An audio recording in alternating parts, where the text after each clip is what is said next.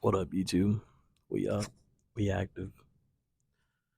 I may whisper a little bit because I'm in the library right now, and I really don't want to disturb any other people.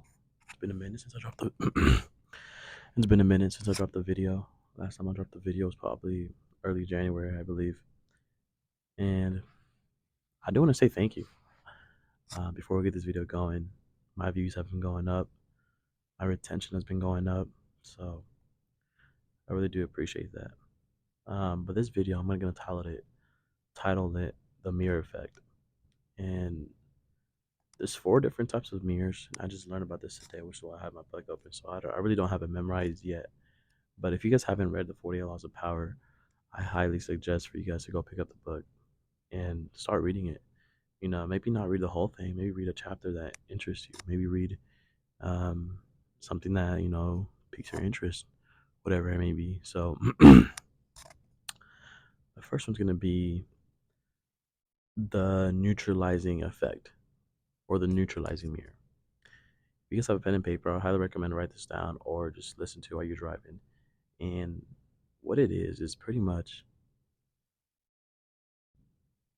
act in a way where your opponent, your enemy, your target, your partner, whatever situation you're in, views how they act on themselves or how they view themselves. I'll break it down for you. So back in Greek mythology, the girl Medusa with the snakes on her head. Supposedly, anybody who looked in her direction would die in an instant and would turn into stone. That's how powerful her head was. Nobody could understand. Nobody could understood or understand why. There's a guy named Perseus, in which he managed to actually defeat her by chopping off her head. How did he do that? So what he did was, back then shields were like your guard. If you had a shield, you were very good. What he did was he had a mirror as a shield. So instead of having a wooden shield, he had a mirror. So whatever Medusa was doing, Medusa was seeing it. Anything that she did reflected off the mirror. Whatever reflected off the mirror showed into her. Eventually, she fell into it, and Perseus God was able to slice her head off. That's a good analogy to understand. It's he managed to hide behind the mirror to get close enough where Medusa was not seeing him. Slice. So that's another way where you could use this to your opponents. Act in a way or behave in a way where your opponent does not see you coming in. Whatever they do, reflect that. So it can become easier for you to get upper ground on them. I don't know how to name this one. I'm gonna call it the gazing effect. In this case, I'm gonna call it the gazing effect, and it is by looking deeply into the soul of another person in the heart of a conversation, you could understand that person more, and that person will open up even more, making everything a lot more comfortable, making you more comfortable, and being able to have the seduce effect. If that makes sense. I don't want to say one thing I would say is I have an abundance in things that I like, if you know what I mean. I'm not gonna go into, but if you know what I mean. And so when I have these conversations with women, I like to do my best to like not look into their soul, but look into how they're talking. Look at them in the eyes. Having that eye contact will tell you more about who they are as a person than almost anything of their body. So this is another one way to seduce a person. If you're looking to do that, go ahead by all means. Or this is another way to frighten up a person. If a person is really lying to you, just gaze at him. Just look at them. That will tell you a lot. So the gazing effect would work to find out things that you want to find out upon. Lying, if he or she is a manipulator, if he or she is telling you the real truth. So there's a lot to it. But I'm gonna touch it. I'm not gonna go heavy because I want you to read this book, guys. Second's gonna be the moral effect. The moral effect is it's kind of unpleasant in a sense. There's a quote that says, "The truth is generally seen. The truth is generally seen, rarely heard. Rarely heard." You make them feel that their behavior has been unpleasant, as opposed to you hearing complain all about it. It's a perfect way to demonstrate your ideas through action. Quite simply, you teach others by giving them a taste of their own medicine. How I would break this down is not necessarily treating others how they treat you, but showing them that what they're doing may not be the best, or it may not have the best effect to date. So instead of really just telling them, make it seen. The other day, me and one of my buddies was telling me about his parents are struggling with not believing in him, or he should take the easier route. He should go the corporate ladder route. I said, bro, the start of my entrepreneurship journey, bro, I heard the same thing.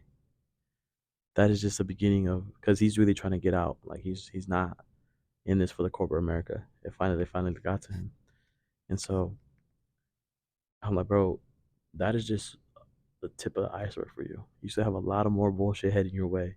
If this is gonna phase you, bro, you got a lot more to go through. So, nah, I got you. I believe in you. This, that, and third. So going into this, I'm gonna try to combine these together. Is you mirror what other people have done to you and do in a way that makes them realize what they're doing to them is what they did to you. Could be a French. Oh, that's what it was. That's where I was going. So the day I went to the coffee shop. Me and this one girl were talking about friends and high school friends and what's going on. This, I'm not gonna put her name out here, but a few of her friends stopped being friends with her because of miscommunication. So things started not aligning in the dorm room. You know, one started becoming more rude, one started becoming more quiet.